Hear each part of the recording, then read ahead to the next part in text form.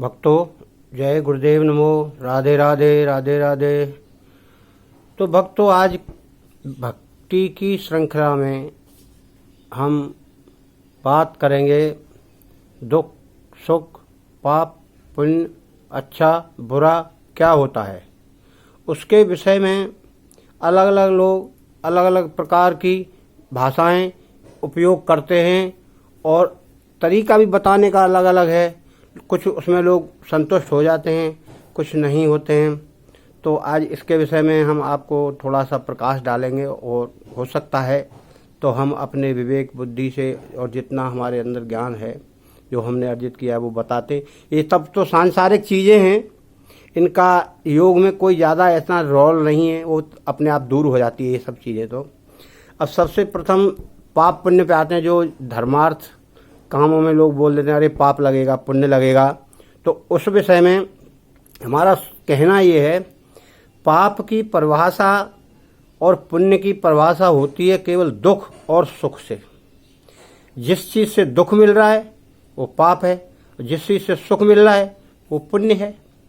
इसमें ईश्वर का कोई रोल नहीं, ना ईश्वर उन्हें ग्रहण करता है और ना ईश्वर किसी को इसके विषय में दंड देता है। पाप का कर्म अगर होगा तो जिस व्यक्ति ने किया है, यानी दुख संबंधी कार्य किया है, पाप माने दुख संबंधी कार्य किया है, तो उसका परिणाम उसके सामने आएगा। और अगर पुण्य का काम किया है तो उसका पुण्य संबंधी सुख उसके सामने आएगा। लिहाजा दोनों चीज़ों में, पाप और पुण्य में कोई ज़्यादा आदमी उलझे ना तो वही अच्छा है। इससे क्या है, व्यक्ति उलझ के रह जाता है तो आगे सोच ही नहीं पाता है। अब पाप पुण्य से ही दुख मिलते हैं। दुख कैसे मिलते हैं? अब कि व्यक्ति ये सोचता है अरे मैंने तो उसके संग, उसने मेरे संग ये किया, मैंने उसके संग ऐसा कर दिया। यानी उसको उससे ज़्यादा पता है। जिसके साथ आपने बुरा किया है उसको तो पता ही नहीं है, उसको तो सोचता वो तो अचानक हो गया। और अगर कोई उसके संग बुरा करेगा जानकर तो उसका तो दंड उसको सरकार दे देगी, व्यक्ति दे देगा। तो वो क्या करता है, गुप्त तरीके से उसके साथ वो कार्य करता है जो पाप का कार्य है या बुरा कार्य है। तो उसे बेचारे को पता नहीं है, उसको तो जो कुछ भोगना है वो भोग रहा है। मगर जिसने पाप किया है उसको सबसे ज़्यादा पता रहता है, और जिसने पुण्य किया है उसे अपने पुण्य का पता रहता है। मगर क्या है, पुण्य छीण हो जाते हैं। क्यों? कि बखान करते रहते हैं हम उनका।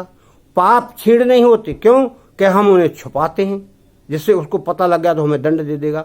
और उसी की आशा में लोग पुण्यों का बखान करते हैं कि जिससे मैं अपना बड़ाई प्राप्त करूं और उसका पुण्य मिले। मगर इससे क्या है, पुण्य छीण होता है, पुण्य जो है कम हो जाता है। आपने अपना किया हुआ पुण्य, किया हुआ दान, की हुई सहायता, किसी को आपने पैसा धेला दिया है या जो भी अच्छा काम किया है और वो आपने दुनिया में ढिंढोरा पीट दिया, तो उसका तो भुगतान हो गया। फिर आपको कहाँ उसका फल मिलेगा? फल आपको तब मिलेगा जब आप उसे गुप्त रखें। तो वो जो आपका गुप्त रहेगा तो वो ब्रह्मांड में जो शक्ति है वो आपके साथ कार्य करेगी कि नहीं ये व्यक्ति अच्छा है। अब आपके मन ही मन में है तो वो चीज़ आपके मन के द्वारा आपके शरीर के आसपास घूमेगी और वो अच्छाई ही आपके संकटों को दूर करेगी। वो अच्छाई उस संकट वाली ध्वनि या संकट वाले कारणों को आपके पास नहीं आने देगी। जब संकट नहीं आएगा तो दुख आएगा, जब दुख नहीं रहेगा तो सुख ही सुख रहेगा। तो ये दुख सुख पाप और पुण्य यही सब है, यही सब इसका परिणाम मिलता है और आदमी भोगता है। अब दुख सुख पाप पुण्य में अब परिभाषित हम इसको कैसे करें कि ये पुण्य है ये पाप है, इससे हमें दुख मिलेगा, इससे हमें सुख।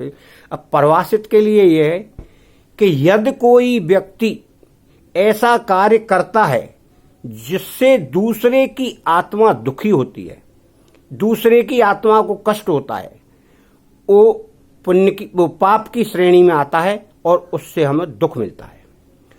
और जिस कार्य को करने से किसी दूसरे अन्य व्यक्ति की, अपनी तो होती ही, किसी अन्य व्यक्ति की आत्मा सुख महसूस करे, उसको हम पुण्य की श्रेणी में रखते हैं।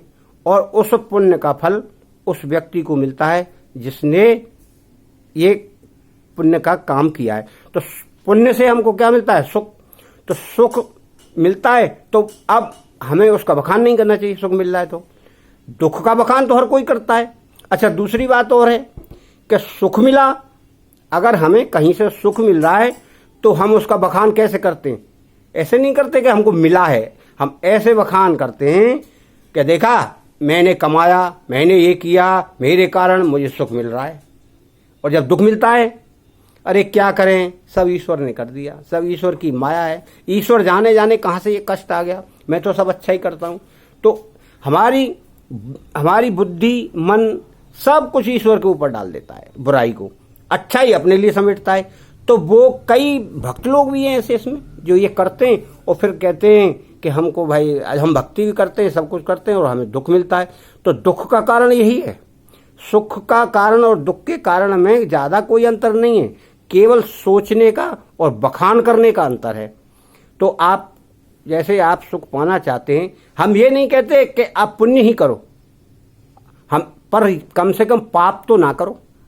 पाप नहीं करोगे तो पुण्य भी नहीं करोगे तो कम से कम वहीं की वहीं तो रहोगे। जब कोई चीज़ माइनस में नहीं है, प्लस में नहीं, तो कम से कम बराबर अपनी उसी ढर्रे पर चलती रहेगी।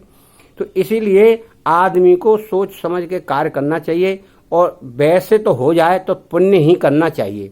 क्यों कि पाप कर्मों में भी लोग पैसा खर्च कर देते हैं कि ये किसी को दूसरे को मारने के लिए, मरवाने के लिए, उसका नुकसान करने के लिए उसमें पैसा खर्च करते हैं। जब हम पुण्य के काम में क्यों नहीं करते, जैसे उसे सुख मिले और दूसरे को सुख मिले? तो ये उसका प्रभाव ही ज़्यादा रहता है। अब कभी कभी ऐसा होता है कि हम किसी को दूसरे को नुकसान पहुंचाने के लिए, कष्ट पहुंचाने के लिए पाप कर्म तो करते हैं, उसमें हम पैसा भी खर्चा करते हैं, समय भी बर्बाद करते हैं, दिमाग की खराब करते हैं और सामने वाले का नुकसान नहीं होता। क्यों कि प्रभु की कृपा है उसके साथ, और प्रभु की कृपा है या भक्ति करता है वो, तो उसको पुण्य जैसा लाभ मिल रहा है। अगर पुण्य जैसा लाभ मान लो ना भी मिल रहा हो तो कम से कम उसको वो नुकसान नहीं होता जिस व्यक्ति ने उसके साथ ये किया है। तो अब क्या है, हमारी सोच से हमें इतना समय बर्बाद किया उसके साथ नुकसान करने में, तो हमें तो अब हमको उसको तो दुख हुआ नहीं, अब दुख हो रहा है उल्टा हमको कि पैसा भी चला गया और समय भी चला गया और दिमाग भी खराब रहा और उसका कोई नुकसान नहीं हुआ, और तमाम घर वालों को और जो उसका साथ दे रहे उनको सबको दोष देने लगता है और फिर आपस में लड़ाई होती है और फिर वही घटना सब लोग आपस में एक दूसरे से कहने लगते हैं, वो भेद खोल देते हैं कि इसने ऐसा किया था, इसने वैसा किया था, इसने ऐसा किया वैसा किया। और जब उसके बाद फिर और बवंडर बनता है, जब बवंडर बनता है तो और घटना खराब हो जाती है, तो फिर और संकट आने लगता है और दुख मिलता है। तो इसीलिए भक्तों, मेरा तो आपसे यही निवेदन है कि किसी को सुख पहुंचाने के लिए या पुण्य करने के लिए ये कोई ज़रूरी नहीं है कि आपके पास पैसा ही हो। आपके पास पैसा के बिना भी आप अच्छा कार्य कर सकते हैं और अपने शरीर का इस्तेमाल कर सकते हैं। अब आप सुनिए अच्छा कार्य कैसे करेंगे। बुरा तो बहुत हो जाता है खैर, पर अच्छे कार्यों की श्रेणी हम बता दें। आप कहीं जा रहे हैं, रास्ते में कोई पत्थर पड़ा है, कांटा पड़ा है, आप उसको उठाइए, यथास्थान यानी किनारे कर दीजिए। कोई जानवर है वो असहाय पड़ा है, आप उसकी जो मदद करना चाहें कर दीजिए। असहाय जानवर को रोटी चारा डाल सकते हैं और चिड़ियों को, चींटियों को, पक्षियों को थोड़ा थोड़ा रोटी के दाना डालें या अन्न के दाने डालें, जल में पात्र रख दें। ये सब पुण्य के कार्य हैं। भाई आप दे रहे हैं कहीं तो भगवान आपको देगा। आप ये नहीं सोचो कि ये नहीं मिलेगा, जो है वो सब मिलेगा यहीं, मगर क्या है जैसा करोगे वैसा मिलेगा। आप इसको अन्यथा ना लें, करने का फल आदमी को स्वयं ही मिलता है। तो अच्छे अच्छे अच्छे कार्य का पुण्य और खराब काम का पुण्य, वो पाप कर्म दोनों यही मिलते हैं और उन्हीं से भोगते हैं और लोग दुखी होते हैं। अब उन दुखी लोगों की हम लोग वो करते हैं एक तरह से रक्षा, दया, भावना, सहायता, ये सब करते हैं। क्यों? हमारी आदत है। दया करना पुण्य की ही श्रेणी में आता है। दया से ही साधना में मन लगता है, क्रोध से नहीं लगता। क्रोध एक बहुत बड़ा संकट लाने वाला आइटम है, एटम बम मानो आप उसको। तो भक्तों, मेरी आपसे सबसे करवत प्रार्थना यही है कि सुख प्राप्त करने के लिए पुण्य का ही कार्य करें, किसी दूसरे की आत्मा को ना दुखाएं, मेरी आपसे यही प्रार्थना है, निवेदन है। और आप साधनारत रहें, भगवान का नाम हमेशा स्मरण करें। जय श्री राधे राधे राधे। जय गुरुदेव। नमो नमो नमो।